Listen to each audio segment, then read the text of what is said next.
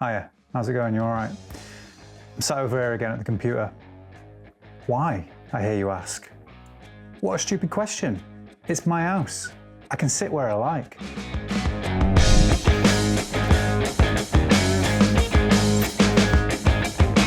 So as well as all the YouTube stuff and the video editing that I do, I'm sure a lot of you know that I teach a lot of private lessons as well in the week. And a question that always comes up across all age ranges is intervals. What are they? How do I learn them? And like, what's the benefit of them? And the easiest way for me to describe it is a musical measurement, distance between notes, which will then allow you to understand harmony and create more interesting melodies.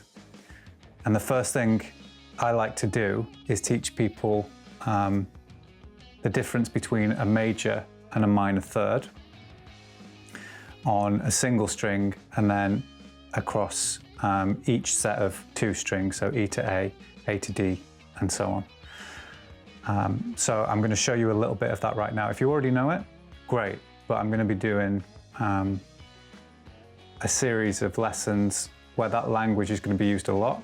So I figured I'd start small, and then you're prepped and you've not missed anything. So I actually just fired up my old Stairway to Heaven solo tutorial project for a quick tone. And since I put these new pickups in, it sounds way different, but really cool.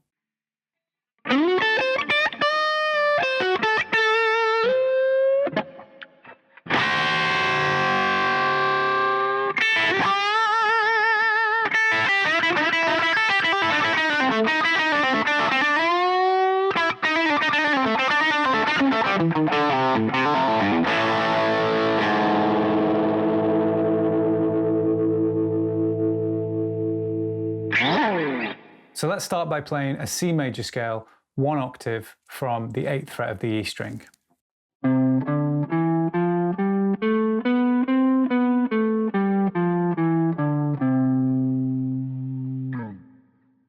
Now to find our major third interval, we're simply going to walk up the scale 3 notes.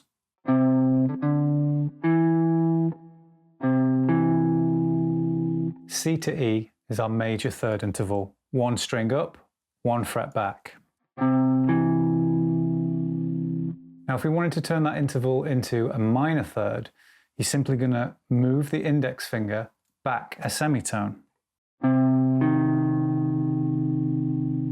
That gives us a minor third interval.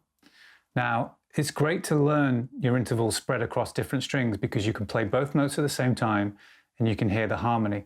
It's also important to learn them on a single string as well. So I'm now going to fret the C note with my index finger and stretch to the 12 with my pinky for our major third interval. And then our minor third will obviously be 1 fret back. So if you've played a pentatonic minor scale before, or a minor blues scale, or a natural minor scale, you'll have played that minor third interval a million times. You just won't have thought of it this way before.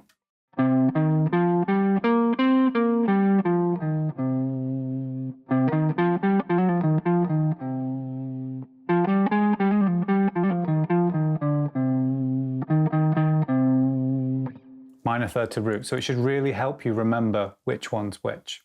Now the beauty of learning your intervals on a single string is that no matter where you move them, whatever fret, it's always going to be the same.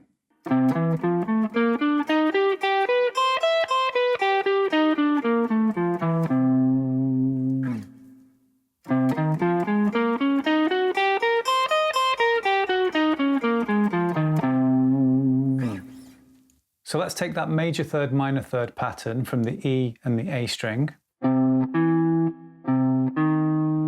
move it up to the A and the D. It works exactly the same. On the D and the G, works exactly the same. On the G and the B, no, it's not the same. Something's different.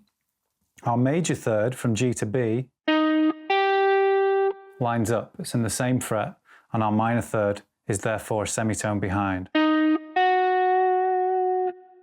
It's kind of confusing because what was our major third shape on the other strings is now our minor third shape, and I'll explain why that happens in a second.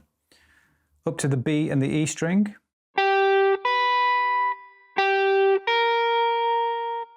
And obviously for the B and the E, you can see that it's gone back to the same pattern as before. Now, to understand why the G and the B string is different in terms of its shape, we need to understand another interval called a perfect fourth. So if I walk up that C major scale again,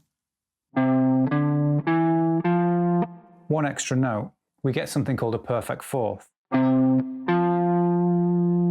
you can see it's lining up in the same fret. Now, if I play the open E and the open A, that is a perfect fourth. If I went up the E major scale, 4 notes, I get a perfect fourth. If I go from A to D, go up the A major scale, 4 notes,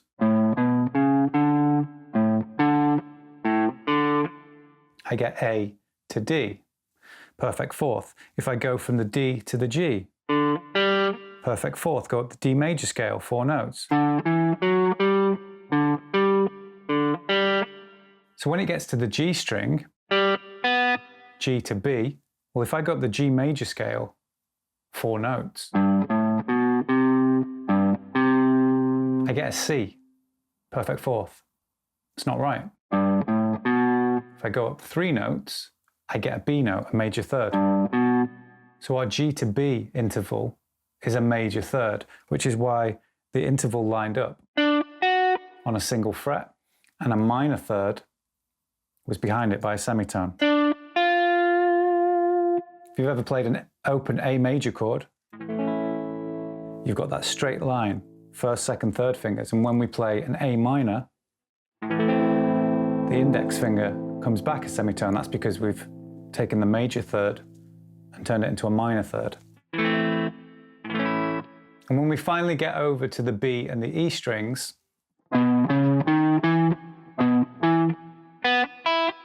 B to E is back to being a perfect fourth, so the shape is the same as it was before. So what I want you to do now is memorize the difference between a major third and a minor third. Practice them on single strings, all across the guitar.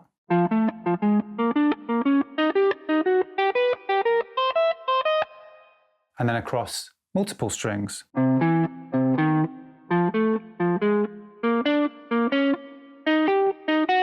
Remember when you get to the G and the B, because the open string interval is a major third, there's a difference in the little pattern. And then when we get to the B and the E again, back to the same pattern that we had before.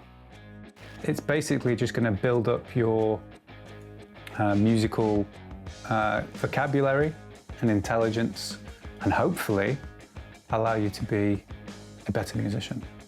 So quick little lesson today. Hope you like the direction that it's going in. If you don't, get out right now. Go. There's the door. All right? Don't let it hit you on the way out. But if it doesn't, believe me, I'll be slamming it right on your ass. As always, I've lost the plot at the end of a video.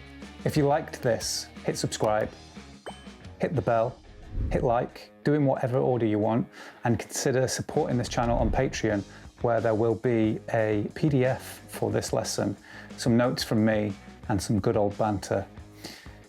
Have a good weekend, mixing in some sun with rain in good old Britain, wherever you are in the world, and I will see you again very soon.